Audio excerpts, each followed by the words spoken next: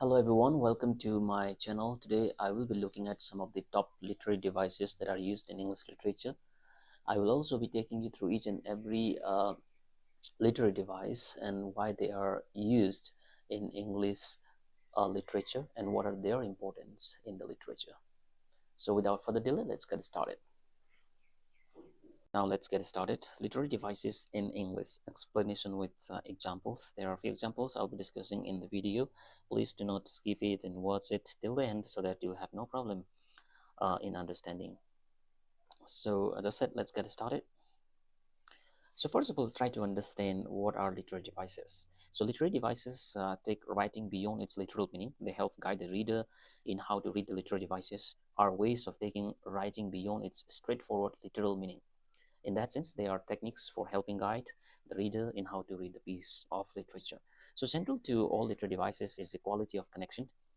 By establishing or examining relationships between things, literary devices encourage the reader to perceive and interpret, means explain the world in new ways. So literary device is a technique basically that writers use to express their ideas and hint at larger themes and meanings in a story or literature. These devices are excellent ways to enhance writing, strengthen the narrative, and engage readers, helping them to connect the characters' themes in the literature. So why is it so important to teach or learn literary devices in English literature? So teaching the students how to recognize and interpret literary devices such as similes, metaphors, hyperbole, personification, onomatopoeia, alliteration, and imagery not only helps them comprehend, means to understand in detail the text, the piece of literature, either that is poem, poetry, prose, or any kind of literature piece, but it also improves the writing understanding the deeper meaning of either poetries or the stories. Why is it beneficial to learn literary devices again? Literary devices are powerful tools that must not be overlooked in storytelling. They can add emphasis, means importance to phrases, evoke some moods and emotions, and provide insight into an author's words by making the storytelling clear and vivid for the readers to understand. Now, let's see to the next slide here. One common form of connection in literary devices is comparison. We basically, most of the time, compare things to one another, the one thing to the other, or one human being to another human being, for instance. Metaphors and similes are the most obvious examples of comparison that are mostly used in English literature by the writers or the poets. A metaphor is a direct comparison of two things. For example, the tree is a giant. The tree is a giant. The tree and giant is direct comparison here. So a simile is an indirect comparison. For example, the tree is like a giant. So here we use the word like, therefore we say indirect comparison. In both instances, the tree is compared to and thus connected with something giant beyond what it literally is, a tree. So this is how we need to understand. So if we understand the literary devices, at least the top 15, that is what I'm going to look at in this video as well. That will be so much beneficial, in fact, for the students. Not only for the students, but also for the teachers, students, and anyone who is really interested in excelling in literature. So as I said, I'll be looking at some of the top literary devices, especially I'll be looking at the top 15 common literary devices that are used in English literature. The first one is the metaphor, as we just looked at it. Metaphors, also known as direct comparisons or direct comparisons, are one of the most common literary devices we find normally in literature. A metaphor is a statement in which two objects, often unrelated, are compared to each other. Therefore, we say it is a direct comparisons. For example of metaphor is that this tree is the god of the forest. The tree is being compared with God. Therefore, tree and God, these two words are also considered a metaphor here.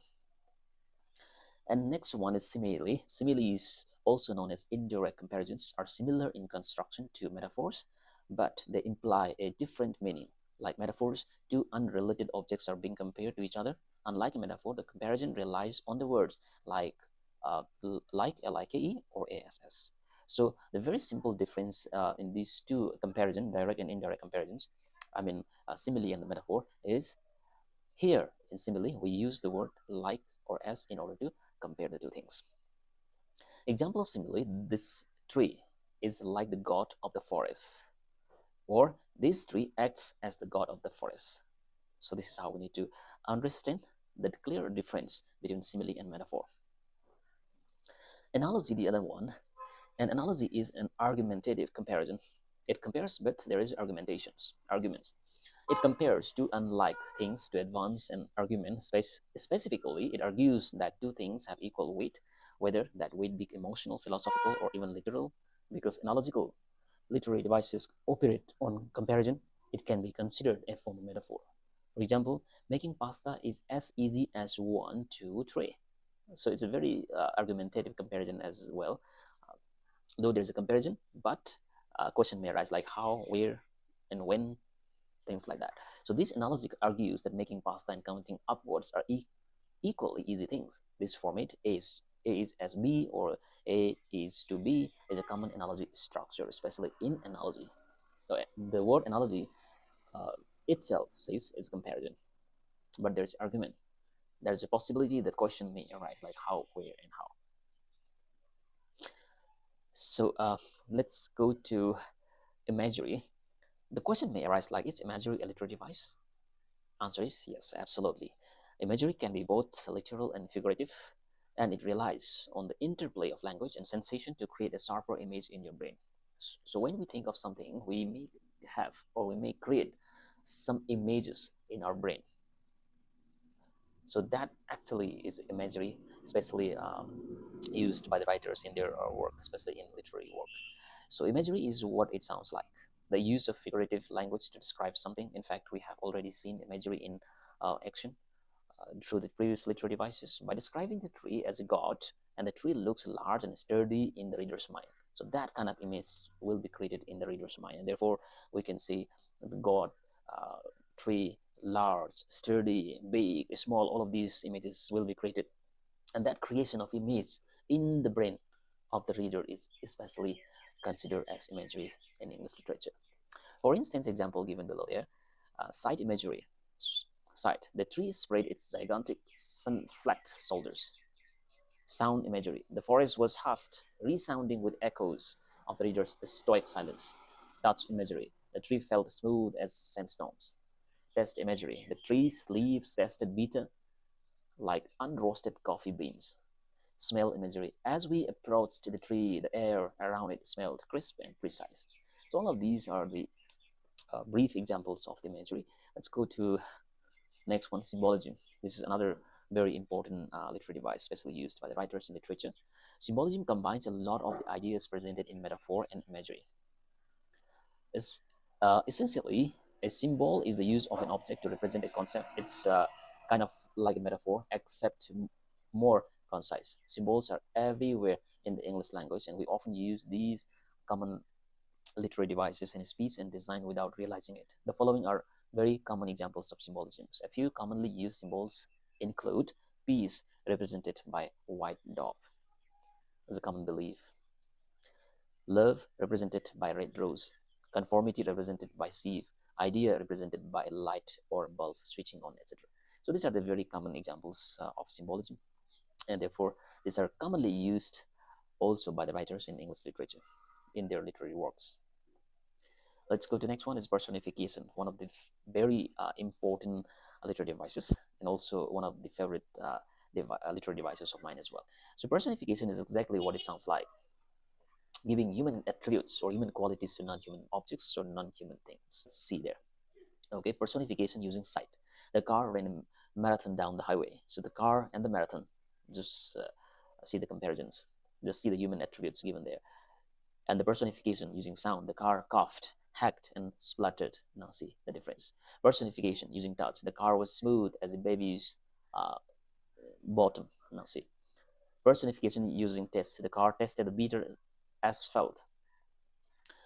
And the next one, smell, the car needed a cold, sour. Mental events, the car remembered its first owner fondly. So all of these are the examples of personifications. Let us try and understand it very carefully. Okay, let's go to the next one, the hyperbole. This is also, again, very important literary device used by the writers in their work. You know that one friend who describes things very differently. The question is, you know that one friend who describes things very differently? Yes, of course, we know. We have many friends who do uh, things like this. They are probably speaking in hyperboles.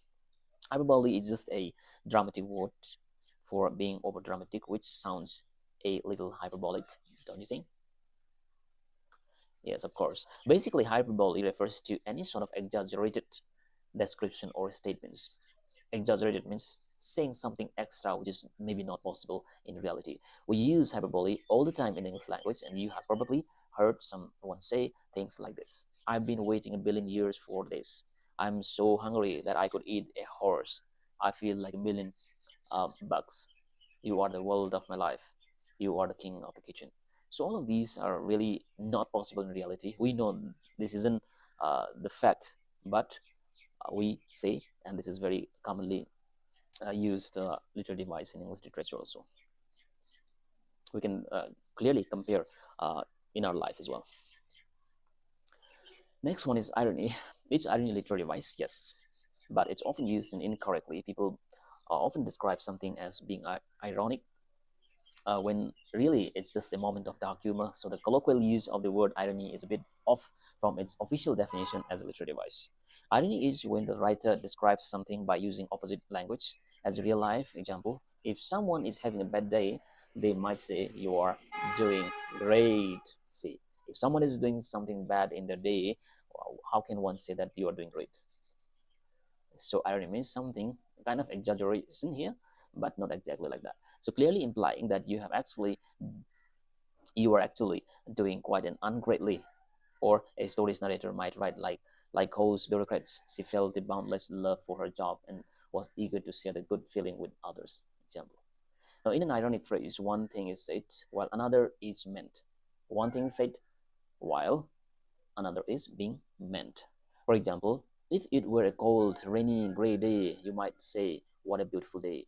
Or alternatively, if you were suffering from a bad bout of food poisoning, you might say, "Wow, I feel great today just because of this food." Something like this. So this is irony. So when one thing is said, but at the same time, the another thing is being said. Next one is onomatopoeia. The pronunciation goes like this: onomatopoeia. And onomatopoeia is a word that sounds like the noise it describes. Noise it describes. Um, onomatopoeia words are most often used in poetry and in comic books, though they certainly show up in works of phrase as well. Some onomatopoeias can be found in the dictionary, such as murmur, garble, rumble, click, and broom. However, writers make up onomatopoeia words all the time. The dog barked all night. The mouse went squeak as it ran across the room. The waves crashed against the side of the boat. The sausages are sizzling in the pan. The corn went pop in the microwave. The cat was pouring. The cat was purring. In fact, in the cage, the cow was moving in the sand. So all of these words, the uh, highlighted words are the onomatopoeias words, because these are the words that sound like the noises they describe. Now, alliterations, we commonly know alliteration. How important is this in literature? Alliteration is a literary technique derived from Latin word, basically meaning letters of the alphabet. Letters of the alphabet, though letters of the alphabet, but it's slightly different. But let us see in detail. It is a repetition of consonant sounds. Alphabet letters, however, it is a repetition of consonant sounds. It occurs when two or more words are linked that share the same first consonant sound, such as fish fry. Some famous examples of alliteration in some famous examples of alliteration sentences include: Peter Piper picked a peck of pickled peppers. All of the consonant sounds are being repeated in each and every word, one word to the next. Peter, Piper, picked, pecked, pickled peppers. Just like this. So Harry hurried home. See, haha, H sound. Consonant sounds are being repeated here. Rachel ran right, running round and round. Paul's prancing pony performed perfectly. Boy buzzed. Busy bee, just like this. So all of these are the examples of alliteration. So this is very important and commonly used in English literature. The repetition, just like the alliteration, slightly different than that one. Let's see here. Repetition is the simple repeating of a word within a sort of space of words. or within a sentence with no particular placement of the words to secure emphasis. It is a multilinguistic written or spoken device frequently used in English and several other languages such as Hindi and Chinese, and so rarely termed a figure of speech. So here, repetition means just in the previous here, in the alliterations, we got that the only the consonant sounds are repeated. But here, exact the words are being repeated time after time. Hard to hurt, hand, get ready, get set, get some sweet home sweet home. I'm sorry, it is what it is. Smile and smile again. So all of these are called repetition in English literature, and that is called literary devices. So exact words are being repeated one after the other in a short space of words, or we can say in a sentence or in a phrase. That is called repetition. And the next one is rhyme. It's very common, and most of us already know what is rhyme. A rhyme scheme is a pattern of rhymes that we use at the end of its lines of a poem or song. It is usually referred to by using letters to indicate which lines rhymes. Lines designated with the same letter all rhyme with each other. When two words rhyme, they usually share the same sounds from the last stressed syllable to the end of the chord, to the end of the word. Cat and hat, these are the rhyming words. Rough and tough, dove and bob, alone and trombone are all pairs of rhyming words. They sound the same from the last stressed syllable to the end. And we mostly see, in fact, we get to see in the poetry. And it is one of the most important devices used by the writers and poets. Next one is the consonants. Consonants is the repetition of consonant sounds in words that are close to one another in a piece of text, as in Peter Piper picked a peck of pickled peppers, hickory dickory dock, for example. So all of these are consonants. Repetition of consonant sounds in words that are close to one another in a piece of text. This is consonants. Very similar to the alliteration. A resemblance in sound between two words or an initial rhyme. See also alliteration. Consonants can also refer to shared consonants, whether in sequence, bat and bat, reverse, like but and dap, etc. So it looks like slightly confusing with alliteration, but if we look at it in detail and try to understand going in deep, we will definitely see the clear difference between consonants and the alliteration. Next one is assonance. Assonance is the repetition of vowel sounds in words that are vowel sounds. Repetition of vowel sounds. Look at the difference between assonance and consonance here. Assonance is the repetition of vowel sounds in words that are close together in a sentence or verse. For example, his tender hair. His tender, for example, his tender air might bear his memory. William Shakespeare, sonnet number 1. William Shakespeare, one of the greatest sonneteer or the poets in English literature history, and we know that he has written so many sonnets in English literature. But sonnet 1 says something like this: air, sound, intender, air, bear, and memory is an assonant sound here. So what is an example of assonance? Assonance is the repetition of vowel sound across words within the lines of the poem, creating internal rhymes. Examples of assonance across words include like crying, cra, time, die, hope, scotch, o sound, great, flakes, a sound here, between, trees, ee sound, and the kind and nights and ka sound. So all of these are the examples of assonance in English literature. Now, all right, here comes the oxymoron. A phrase that combines two words that seem to be the opposite of each other, such as deafening silence. Deafening silence.